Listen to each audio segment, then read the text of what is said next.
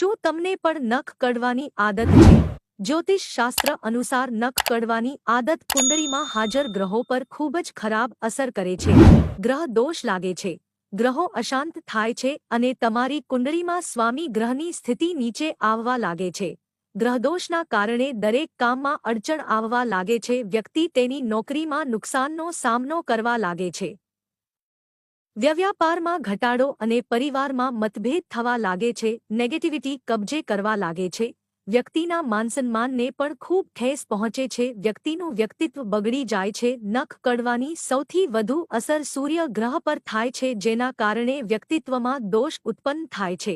પૈસાની અછત, વધતું દેવું, વધુ પડતો ખર્ચ વગેરે જેવી સમસ્યાઓ પણ નખ કડવાની ખરાબ આદતને કારણે થાય છે.